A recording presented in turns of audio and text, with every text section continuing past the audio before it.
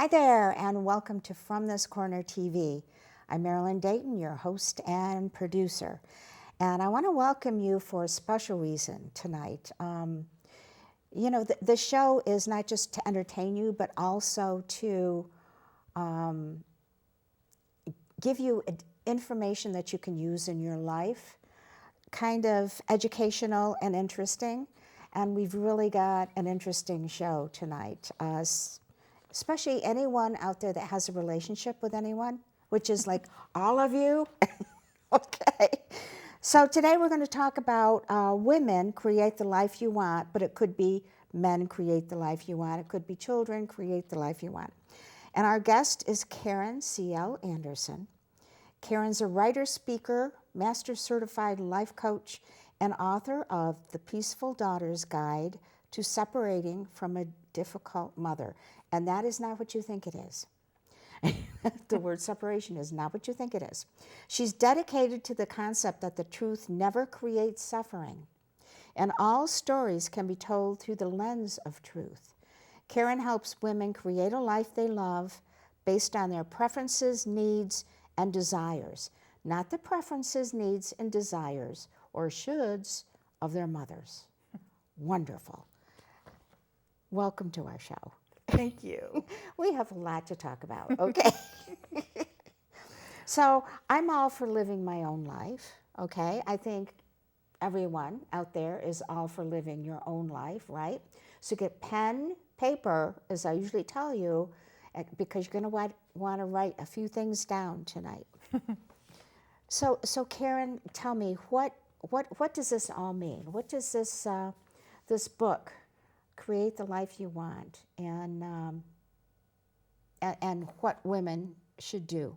Let's start at the very beginning. Well, let's here. take the word should out. Okay, let's take that out. It's gone.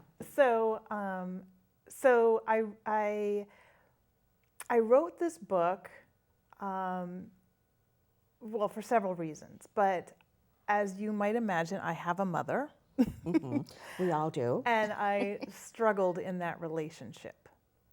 And as I was sort of moving through my life in the past 10 years or so, I was able to sort of like look back and realize that I wasn't really sure what I wanted. Like, what do I want? What do I desire? What are my needs, right? What are my preferences even? Mm-hmm. And I realized that, I'd been living my life based on, what my mother told me I should want, and not just my mother, but I think a lot of women, I often joke that I felt like a balloon that was just sort of drifting in the breeze, like from this thing to that thing, not really sure of what is it that I desire and I want and what do I want to do? Mm-hmm. So I ended up going to life coach school. And I'm a writer first and foremost, but I started to meet some life coaches, and it was in that process that my mother's stuff really came up. And I had done therapy, and I had done all kinds of other things, but it wasn't until I started learning some of these life coaching concepts that it really changed. It really made a difference because I was starting to take responsibility, for those desires, preferences, needs, and to own them. Okay. We should all do that, right? Yeah. Well, if you want to, yeah. Well, if you want to find out who you are and what you want to do, you've got to kind of do that research with yourself. Yeah. And, I think, I don't know about other trainings that they have out there for life coaches, and there's a lot of them. Yeah. But I think that the good ones require you to do your own work. So yes, you're learning concepts and techniques, but you're also working on your own stuff, Yeah. And so it's, during the trainings that I went through, it just so happened to be at a time when things with my mother had kind of gotten really tense, and So I was working that out, and the result of that and the impact that it's had on my life in such a positive way, I couldn't keep it to myself. And so you wrote the book. Now, And so I wrote you, the you book. said writing is what you, I know, I've known you for years, and you were always writing. Yeah. You were writing your blog, you were writing articles for publications. And what caused you to go from writing to want to study life coaching?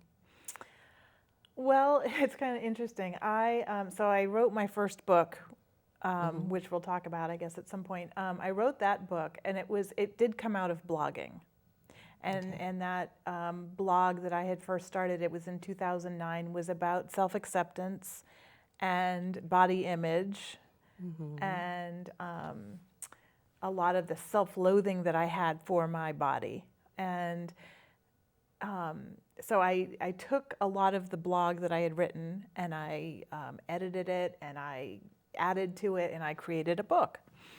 And in 2012, a friend of mine invited me to a weekend. I guess it was, I don't know if she would call it a retreat, but it was a sort of a business building retreat. There were hundreds of people there. Down in Georgia, it was, in Atlanta. And I thought that I was going down there to learn how to maybe get some ideas to market my book better.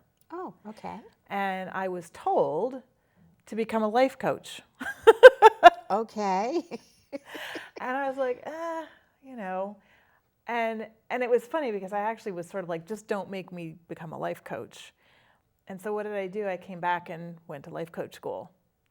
And it was, in a way, it's kind of, I think it was one of those balloon moments, right? Okay, Of me all being right. the balloon and just saying, oh, okay, I guess that's what I should do. I'll drift with that way. I'll drift that Okay. way. And, I don't regret it at all. I mean, it's probably been, one of the top 5 things I've done in my life that I'm most proud of, going through that process and learning what I've learned and, help. I joke sometimes that, even if I never have a client again, what I've learned and applied personally is worth it. So the life coaching you learned, you applied it to your own life. Yes. And I've worked with clients too, but it's been one of the most freeing things I've ever done. Learned so much about myself, learned how to manage my mind. It's just been incredible. Well, shouldn't a life coach first coach themselves in their lives? Yes, And absolutely. then they can coach others? You have to kind of have your act together first? Well, Well, not yes really and no. act together, but Yeah, I mean, I'm all about taking imperfect action. If we wait until everything's perfect, then it'll it'll never happen. yeah, exactly. So, but yeah, I mean, I see it as parallel, right? You do your work and you help others, and that's what it's all about. So what happened next? You went to life coaching school, Yep. and you worked on yourself, and then you decided to work with others? Yep. For a few years, I was unclear. I mean, again, in life coaching circles and the business circles that I've learned from, it's all about the niche, right? What's your niche? Yes. And it took me a while to discover my niche. I mean, now I know, it's women who struggle in their relationships with their moms, who also feel that, they don't have a voice, or they don't, that they have this something that they need to express in a certain way, or in a, maybe it's art, maybe it's writing, maybe it's, something else, but creative women who are afraid, and maybe who were told when they were little, that's silly, don't focus on that. But yeah, so my niche is, again, it's the difficult mother-daughter relationship. Now you said all of us who have had a relationship problem with our mothers, me included, yes, and I've been writing about it a little bit, not too much. Where does that all come from? What's the history of these mothers protecting and holding their daughters down? Why did they do that? And why do they still? Probably the same reason, but Yeah, there's a couple things. One, okay, so there's a concept, and I didn't make this up. You can Google it, and you'll see all kinds of things called the mother wound. And this is not about specific mothers, and it's not necessarily about specific wounds, but it's the concept is that women living in sort of a, in the patriarchy, right, male-dominated, were not allowed to express themselves the way they wanted to. They weren't allowed to do the things they wanted. At one point we weren't allowed to vote. I mean, it's been a long, hard battle towards equality. And I mean, sort of along with that too, you can even look at the balance of masculine and feminine energy, right? Which has nothing to necessarily to do with men and women because we have both. Yes. Right. But it's a dominant energy right now is the masculine, and in some ways it's toxic, right? Because it's not in balance. And so women, right, are, over the centuries, to survive in this, right, they hold themselves down, they don't shine, they don't express themselves, they don't, everything is supposed to be proper, whatever. I mean, and you can look at it in many different cultures, it shows up many different ways. And, back in the day, women were literally burned at the stake. And in some countries, they're still stoned or burned or, horrible things that happen, right? Yes, absolutely. I mean, in these days, I'm really proud of some of our younger women who are shining the light on, hey, I can wear what I want. You're not supposed to rape me because I'm, don't rape. It's not about me wearing a short skirt, right? It's about you keeping it in your pants. Yeah. But anyway, and about consent, right? And our autonomy that we have. So all of that, right, has built up over centuries, right? That they call the pain of being a woman, right, in this culture. And so what ends up happening is mothers want to protect their daughters, right? There's this fear, and it's unconscious pretty much, that if my daughter is out there wearing a mini skirt, let's say, or doing something that maybe isn't considered appropriate, right? She's going to be burned at the stake. Now, okay, not really. Not literally, no. But Mom will have her words said, yes. Yeah, and so she's afraid. And so, again, depending on the mother, depending on her own wounds that may have not have been healed, right? She might not be aware of them. In some cases, a mother will act in a very toxic way to her daughter to protect her. Yes. And so there's that fear on the one hand, and then what ends up happening sometimes is if a daughter dares to go and do her thing, right? Mom's jealous. And it's like, wait a minute, if I didn't get to do that, you can't either.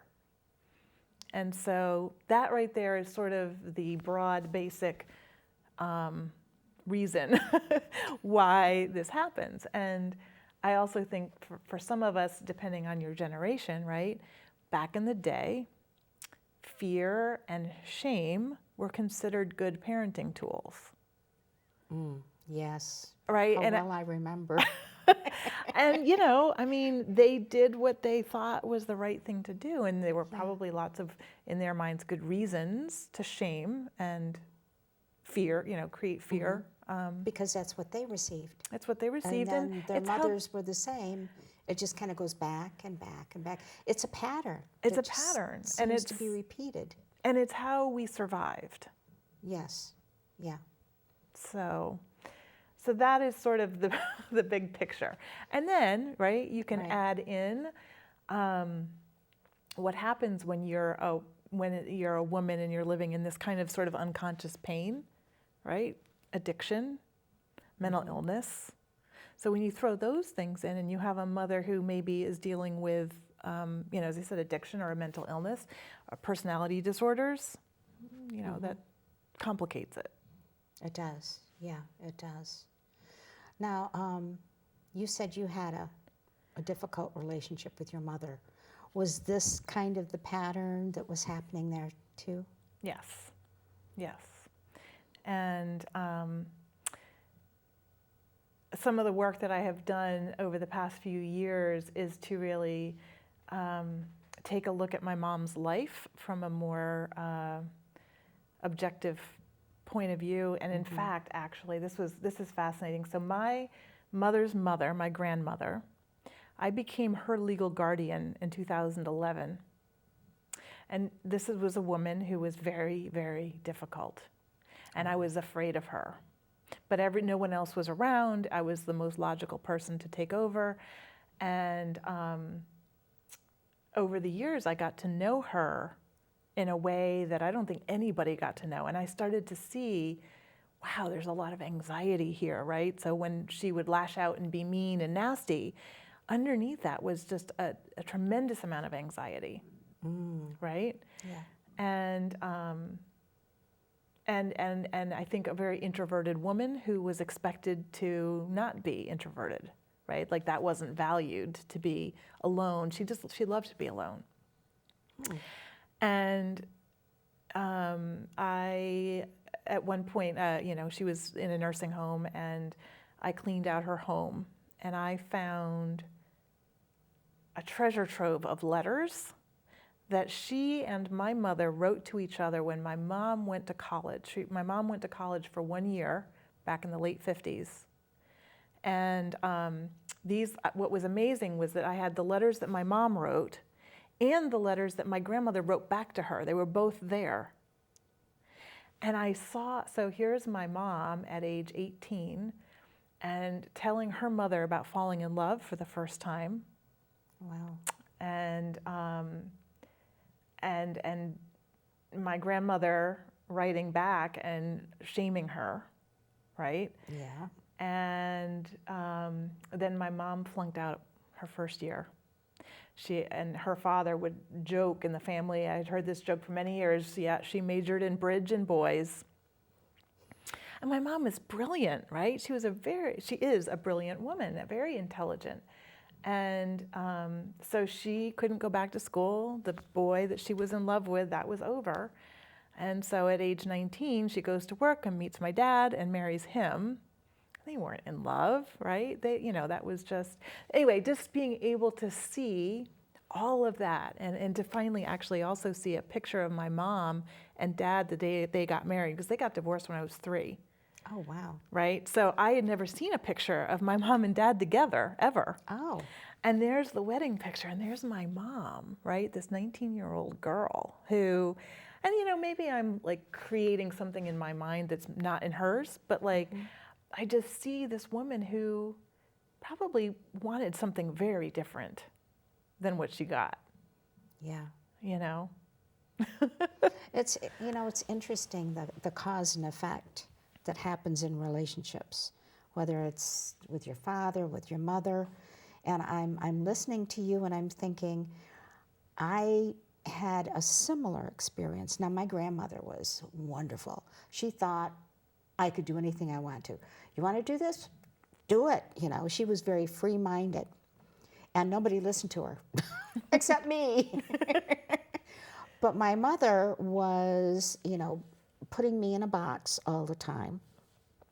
And when she was paying attention to me, which was on a rare occasion. Usually if I would do something bad to get her attention, because I wouldn't have her attention otherwise. I was just kind of there. And the wonderful thing that happened to me at the end of her life, her last 5 years, is she became very ill and I took care of her. And we hacked our way through all of these walls that we had built up between us. And I looked at her as a person, not my mother. A person. We talked about the things she used to do when she was a kid. We talked about when she fell in love with my father. we talked about everything. And I would ask her questions, and we figured out what our negative problems were between us. And it wasn't me. It wasn't me. Go figure. And all those years, I thought it was me. You know, that I was a bad kid, or I was just, you know. Well, I mean, it's really common. Every child, I think, is like this, that, you know, they believe they are the center of the universe. Of course. And everything that's happening around them is happening because of them. And that's just the way it is. And then, you know, our brains develop, and so what ends up happening, though, is something, you know, insignificant might happen, but your child brain makes it mean something. And sometimes they make it mean something bad about you. Yes. Right? Which is not the truth, but that's what we do. Mm-hmm. The way we interpret things that happen. Yeah. Because the universe surrounds us, and we are the center of it all. Aren't we still? I have days when I think I'm still the center of the universe. We're the center of our own universes. Yes, we are. So here you are, okay, and you decided to write a book. Yes.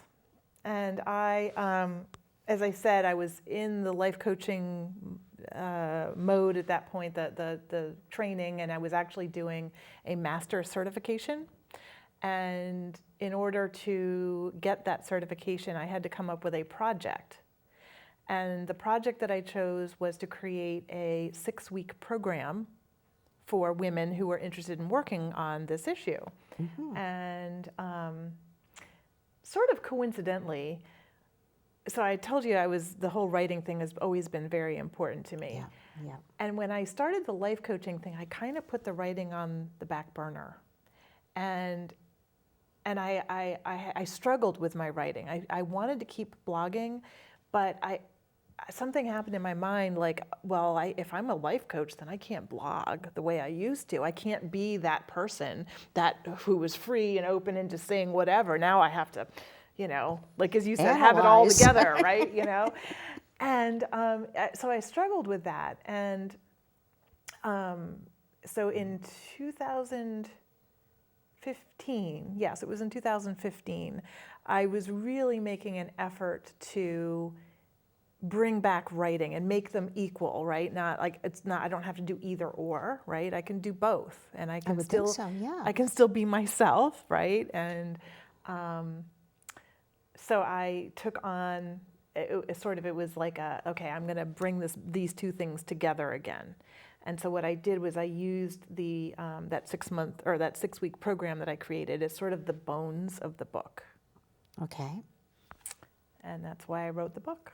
Because it was, as I said, what I had learned and applied in my own life was just so transformative that I couldn't keep it to myself. And you know, I'm a writer, so.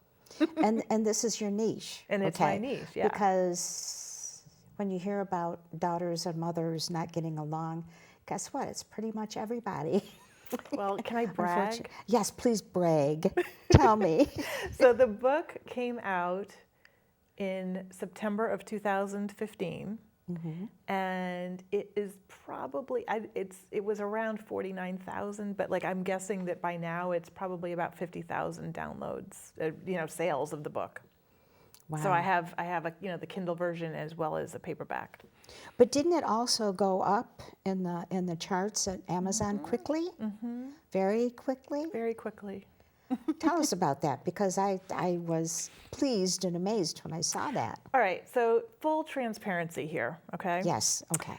So my publisher, what they do, and I think most publishers probably do this, is they have a way of positioning it on Amazon so that it, you know, will take off in its category. And, you know, and then also, and I know they've changed the rules on this, but, you know, you get your friends to write reviews. Of course. And you know, so that's what happens. But I now have a lot more reviews from people I've never known. I don't know. So, you know, it's obvious that it hit a chord beyond my friends. Oh, it should hit a chord with everybody. I was one of those people that read it and wrote a review in those early days. Yeah, because it So touched me. And it's different. I mean, being an Amazon bestseller, like technically I'm an international bestselling author on Amazon. And that is very different than like being a New York Times bestseller, Yeah, well, right? yeah, So, yeah. yeah. It is. It's a different, entirely different category, Yeah. actually. Yeah. But you never know, right? One little book. No, I bet you the same people that would read your book if the New York Times said this is a great book, they're still going to read your book because of the subject matter. They're Yeah. going to find it and read it. And you know, the other thing too, one of the reasons I wrote this book is because, so as I mentioned, I'd done therapy, and there are a number of other books out there about mother-daughter relationships that were very helpful to me. And okay, so I'm not going to blame the books, but when I read those books, I felt stuck. A lot of them were books like, you know, Mothers Who Can't Love, or Daughters of Narcissistic Mothers, you know, things like that. And they were all focused on the mother and what's wrong with the mother. And I remember being like, well, geez, okay, if my mother's got all these issues, then I'm screwed. You know, like. well, according to those books, yeah. So I set out to write a book that's more about the daughter, right? And what the daughter can do for herself in order to feel better and move on and go and do the things that you want to do. I held myself back for so long because of what I believed about myself and what I believed, you know, that my mother had done to me, right? And so, so that's some of the comments that I get from people are along those lines, that, you know, they really appreciate this book because it helps them take the steps that they want to take. And it's not for everybody, because there still are, and I used to be one of these people, women who want to hang on to their stories of their horrible mothers. Yes, of course there are some of those, yes. They're still tied by the strings, so to Yes, speak. yes. I And was so- never one to let those strings get in my way. It was one of the rebellious ones. Well, I did. I mean, I had a story about my mom for so long, and it can be identity rattling to let that stuff go. And so it's courageous work to do. Of course it is. Yeah. It is. It's hard work, and you cry a lot, okay? I like to laugh, and I try to make it fun. I do, because sometimes we cry, but. Well, yeah, of course sometimes we cry, but the thing is, as you're working on yourself using this book, what you do is you stop and you start remembering. It kind of brings back memories, and so you're kind of off in this old story, okay? So you're reliving this old story, and you're feeling the feelings that you felt with this old story, which of course you've got to live through and examine and figure out and say, okay, all right, but you know, I survived that, and it wasn't me anyway. So then you can move on.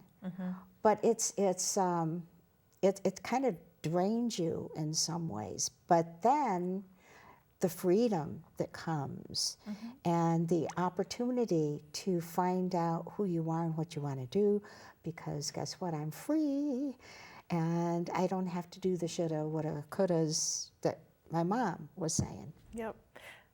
And I think too, I mean, a lot of times we're unconscious to the stories. We're unconscious to the thoughts that we're thinking constantly, that are running the show basically, and we're not aware of them. And some of the techniques and the tools that I outline are about bringing those to the surface and helping you become curious and fascinated with yourself rather than beating yourself up. Like, because I spent a lot of years believing that I was pathetic and, you know, that there was something inherently wrong with me, that I couldn't get over it or whatever. And so it's about bringing those to the surface and then being curious and saying, oh, wow, look at me thinking I'm pathetic. Isn't that interesting? Right? Rather than it being something that's like, you know, weighing me down. And it's interesting too, probably each one of us that reads the book and goes through, it's kind of like a workbook. Yeah, And goes through the process. We all react differently, but it has a good ending to it. It's a book with a really great ending to it because it does free you up and make you think about things in a different way than you thought about it before. Yeah. And we're going to talk more about that when we come back. We're going to take a little break right now. And we do have a lot more to talk about. Okay, so hang in there, and we'll see you on the other side. You always made sure I brushed my teeth. You told me that smart was cool. You always told me to dream big. To all of those parents who took the time to make raising their children their most important job, we'd like to say, Thank you. Thank you. From the bottom of my heart, thanks, Mom and Dad. This message is brought to you by the U.S. Air Force. If you keep tanning, indoors or out, the effects of harmful rays will show up on your skin. Wrinkles, age spots, and an increased risk of melanoma, the second most common cancer in women 15 to 29. Stop tanning. Time may not be on your side. Learn how to protect your skin at spotskincancer.org. A message from the American Academy of Dermatology.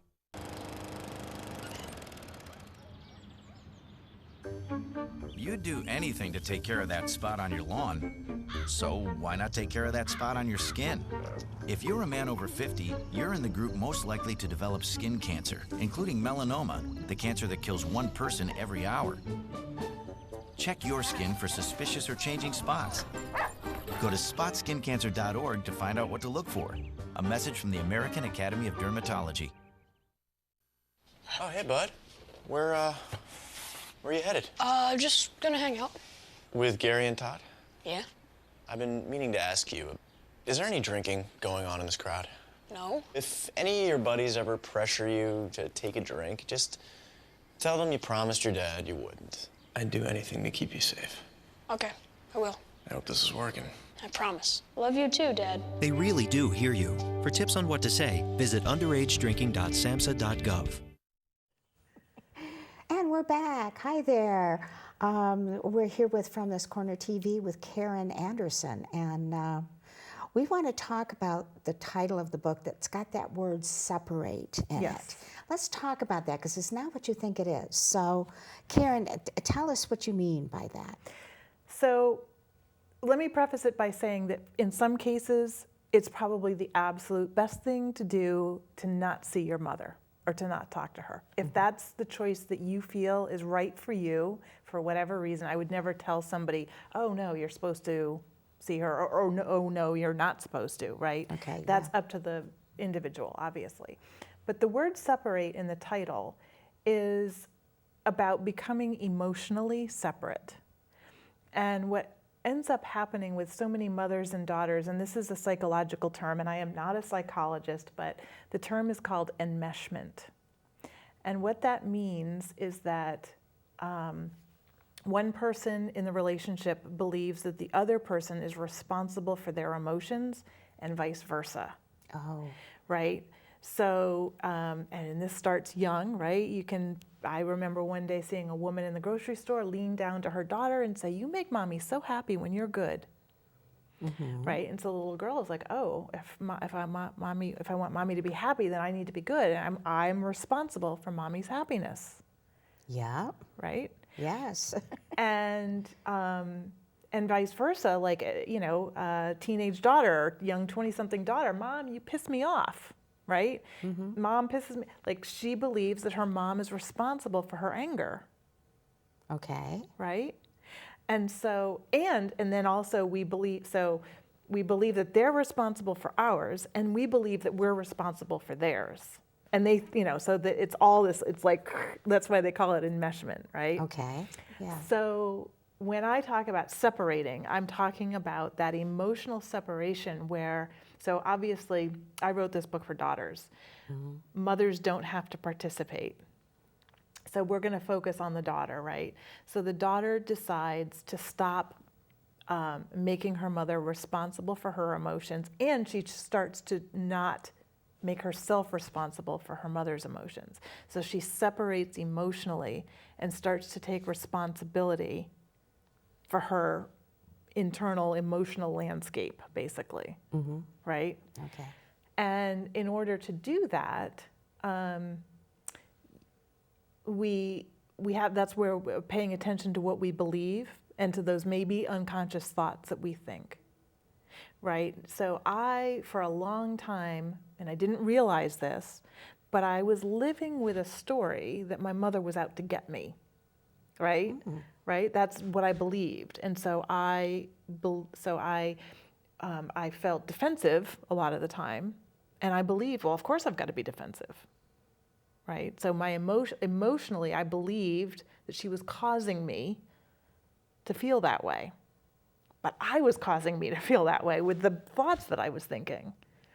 So when I started to take responsibility for that, and I was no longer, making her responsible or blaming her for how I felt, there was a lot of freedom there.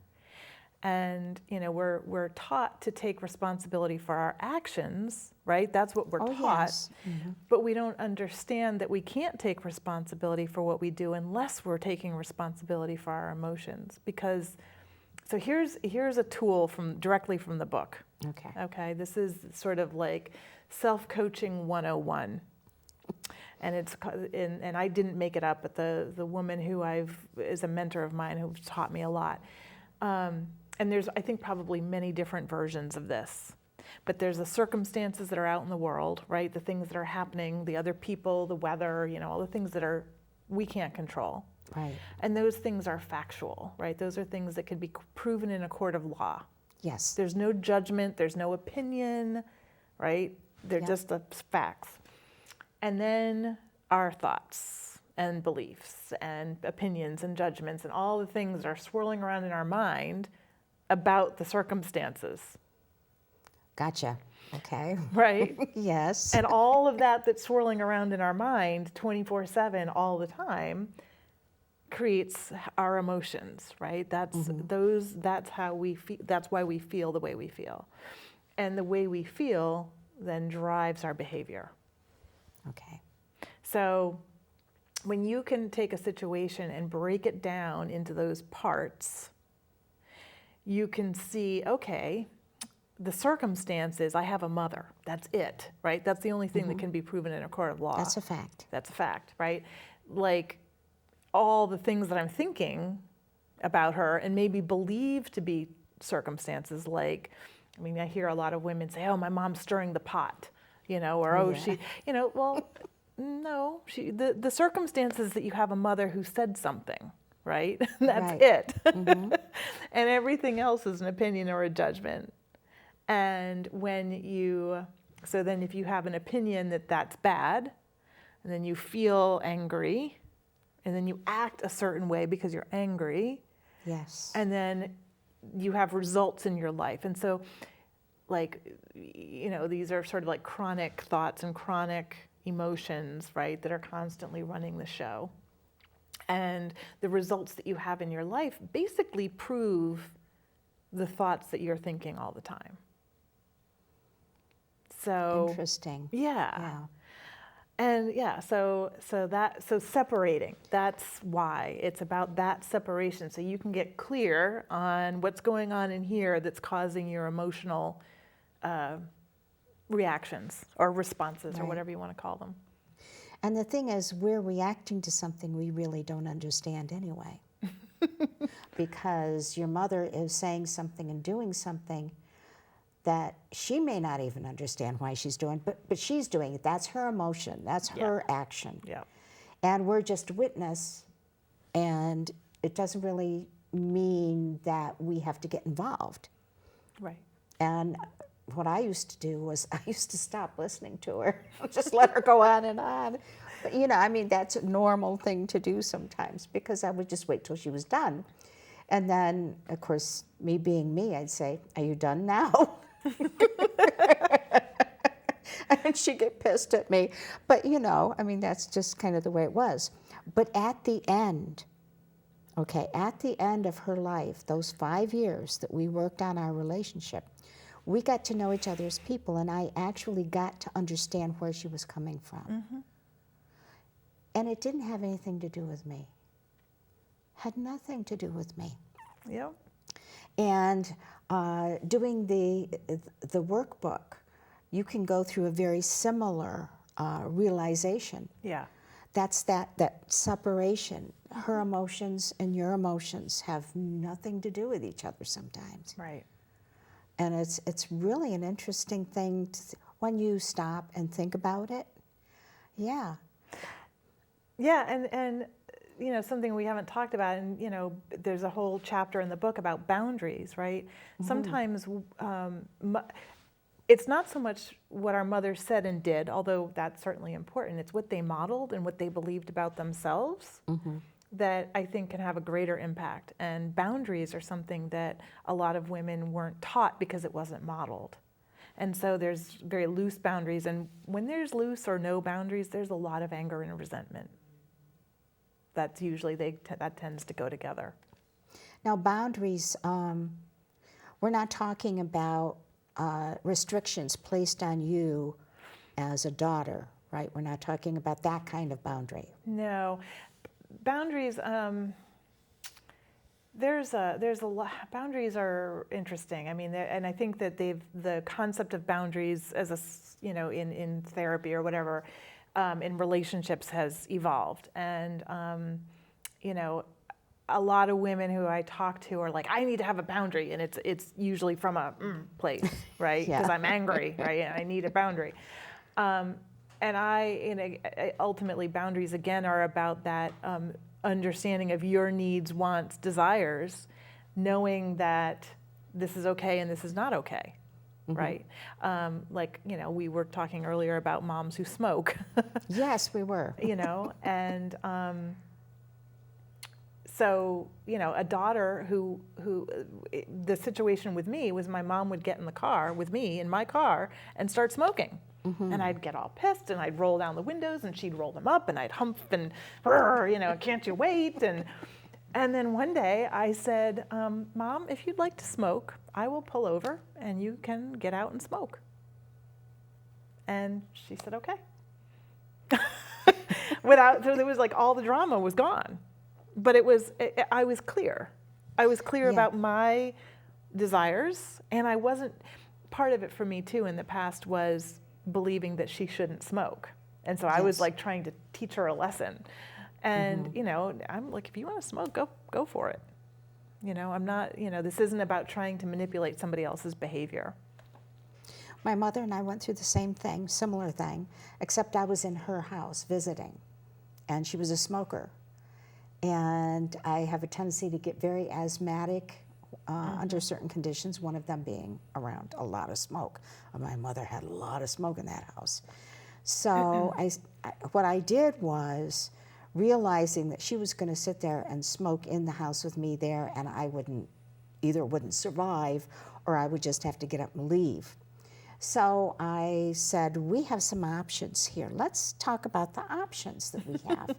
So that I could go stay in a motel room nearby, and then we could meet at a restaurant and visit, and then you could come home and I could go back there, and that way I'd be able to continue breathing. And you know, this is how I presented it. And you know, one of the other options was, I said, and we could open all the windows, air out the house, and then when you would like to smoke, you could step outside and smoke outside. You have a patio and everything, very nice one, you know. And so we just went through the options, and she chose to air out the house and smoke outside while I was there, so that I could continue to breathe and stay there and visit. Yeah. But you know, again, there's lots of patterns that have been set, and you know, buttons that get pushed. Oh, yeah. There's a chapter in the book called Buttons and Thorns and Triggers or something like that. Oh my, right? Because we believe, you know, we're triggered and we have our buttons, and like, what I like to say, what if we don't actually have a button? What if it's just our thoughts, you know? But yeah, so boundaries can be a way to actually bring some intimacy. It sounds kind of like with your mom that it became almost humorous. Mm-hmm. And, you know, it allowed some intimacy in. It did. Rather than, you know, because we sat there and we were looking at each other and smiling and going, okay, now, so we've got options. Yeah. Okay. And it's funny because I realized that I didn't have boundaries for so long. And when I started to actually have boundaries, she didn't like it. She, you know, she was used to me being sort of this compliant, you know, roll over and do whatever she wanted, you know, and yeah, it was a little rocky. Well, you said that when she found out you were writing a book, she didn't like it. Well, that was my first book. Oh, that was the first book. Oh, okay. And that was actually kind of intense. She didn't like that I was blogging, and she didn't like the fact that I was writing a book. It's funny because I had told her several times that I was writing a book, the first one, and she would forget. Mm-hmm.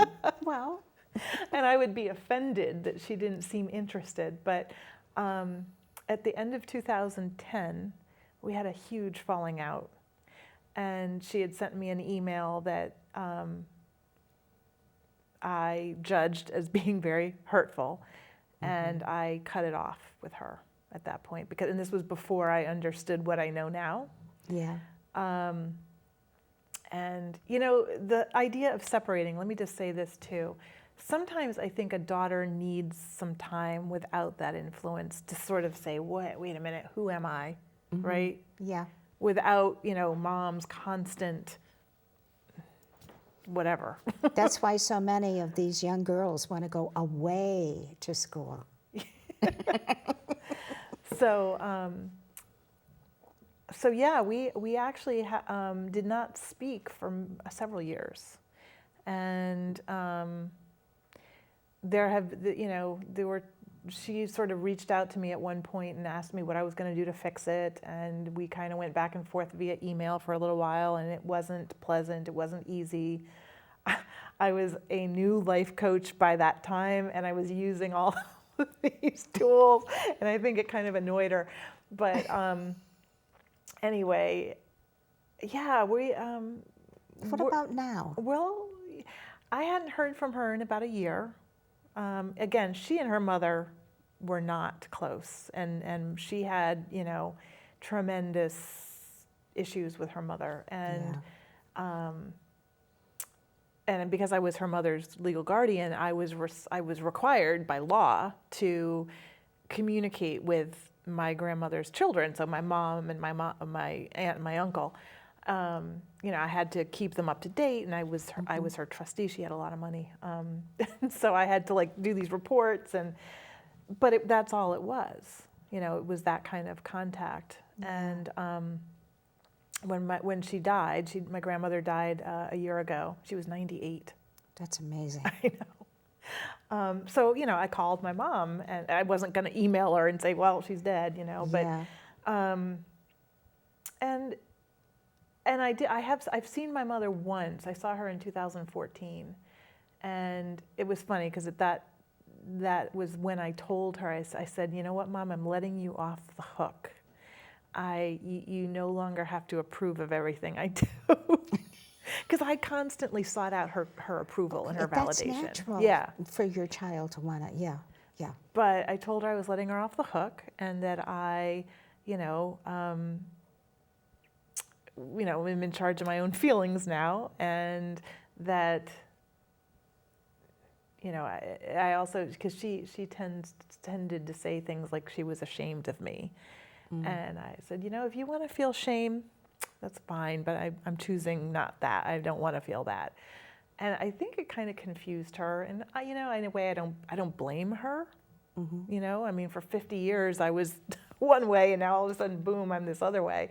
It must be confusing. But so I hadn't heard from her in about a year, and she called me on my birthday, November 10th this year, and it was an interesting conversation.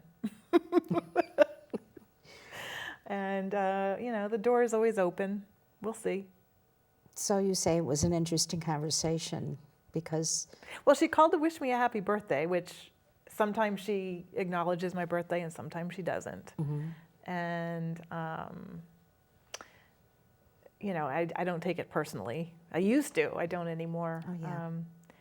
And, we chatted. It was a nice conversation. And then a subject came up that was difficult. And I veered out of peaceful daughter territory for a second. But I caught myself. I'm proud of myself. Oh, That's, good. I think the thing that I am most proud of is that I like and respect myself when I interact with her. And in the past, if I'm honest, I don't really like and respect the way I used to act then. Yeah, I'm the same way. Yeah. We don't need to go there. But the interesting thing about this is it could be anyone. This book could say something else, the Peaceful Person's Guide, right? Right. Again, it's about creating peace inside, understanding that our peace that we want to feel depends on us, right? And other people can do whatever they want, and it doesn't have to affect our peace. And so, yeah, it could be the peaceful son's guide to separating from a difficult father, or it could be the peaceful mother's guide to separating from a difficult daughter. Or even the peaceful wife separating from a difficult husband, right? Exactly, yeah. Or I could have used that book 3 times. Okay. Or even in the workplace, right? Oh, yeah, yeah. With difficult bosses or, coworkers. Well, hold the book up for a second so they can see what it looks like. Where's the... Yes, there you go. There you go. It's kind of hard to see because it's white, but Yeah. it's called The Peaceful Daughter's go. Guide to Separating from a Difficult Mother. And it could be, as we said, it could be anyone in any kind of a relationship. Oh, even with yourself. Even with yourself. Relationship, Most even especially with yourself. with Yes, yourself. absolutely. So what's next for you? Well, I've created some live workshops and a retreat that I'm doing with a partner at the end of April. The live workshops I am doing at the Guest House Retreat and Conference Center in Chester, Connecticut. And my goal is to do 6 of them next year. I also do monthly calls. Very inexpensive, group calls. And on the writing front, I am working on my 3rd book, which is, I'm writing it as, this is going to be very much a memoir. So this 2nd book here, the Peaceful Daughters book, it's sort of, there's part personal stuff in there, but it's more of a self-help. Yeah. And this 3rd book is going to be a memoir, and I'm writing it as a letter to the daughter that I chose not to have, because I never wanted to have kids, and I think when I was younger I assumed that I would have them someday, but I never desired them. And at one point in my young life, I became pregnant and terminated that pregnancy. It's funny. All right, it's TMI, I won't go there. But anyway, suffice it to say, I knew almost immediately that I was pregnant, and I knew almost immediately that this was not right for me. And so I feel very much desire to share with that wisp of energy that would have been my daughter, sort of the why. And as I said, as I got to know my grandmother and understand more about her life and in the ways that she was probably, disappointed, and her mother wound, and my mom and her mother wound, and saying, what, I didn't want to pass that on. I didn't want to pass it on. So I'm writing this as a memoir. looking at certain key points in my life, key decisions, to sort of let her know Interesting. what it was about. Writing can be very therapeutic. Definitely.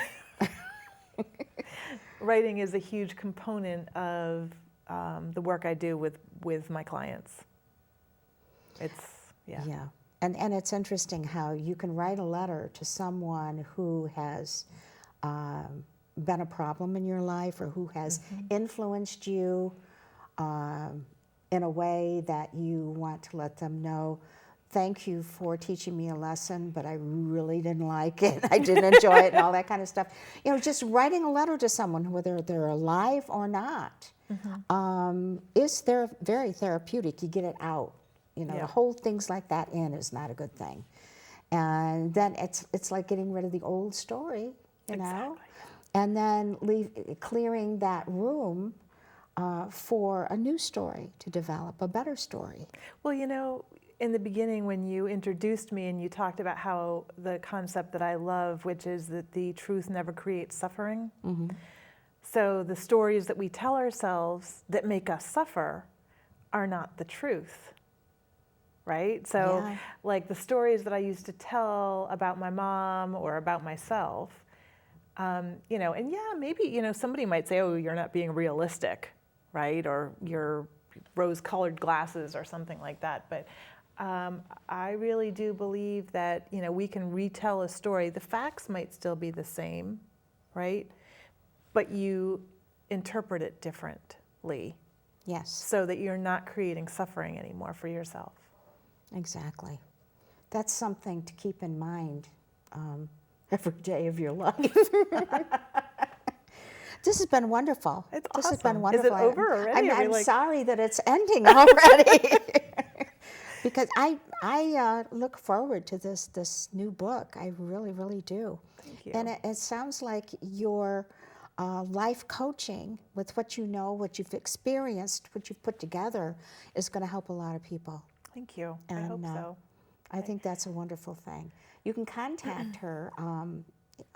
We showed her website, KarenCLAnderson.com, KCLAnderson.com.